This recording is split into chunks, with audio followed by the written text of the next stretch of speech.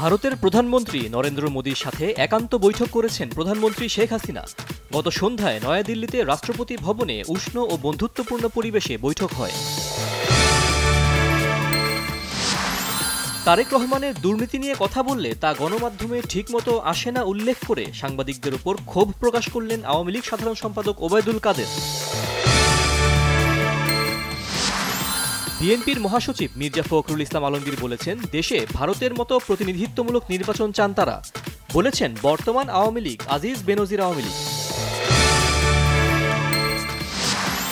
সাবেক সেনাপ্রধান জেনারেল আজিজ আহমেদের দুই ভাই হারিস আহমেদ ও তোফায়েল আহমেদ ওরফে জোসেফের জাতীয় পরিচয়পত্র জালিয়াতির ঘটনায় ইসির ৩ সদস্যের তদন্ত কমিটি।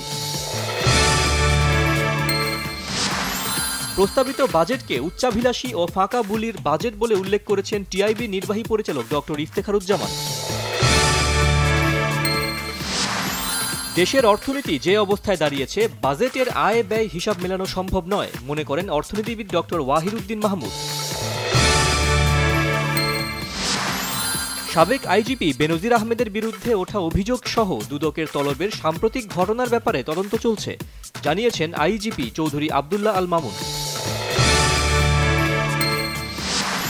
টিলা ধসে সিলেটে মাটিচাপা পড়ে একই পরিবারের ৩ জনের মৃত্যু হয়েছে। ভারী বৃষ্টিতে জলাবদ্ধতা তৈরি হয়েছে শহরের নিচু এলাকায়। ইরানের প্রেসিডেন্ট নির্বাচনে প্রতিদ্বন্দ্বিতার জন্য চূড়ান্তভাবে ৬ প্রার্থীর নাম ঘোষণা করা হয়েছে।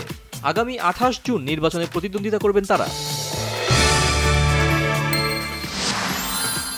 বিশ্বকাপে বাংলাদেশের দ্বিতীয় ম্যাচ আজ রাত ৮:৩০টায় শান্ত সাকিবরা মুখোমুখি হবে দক্ষিণ আফ্রিকা।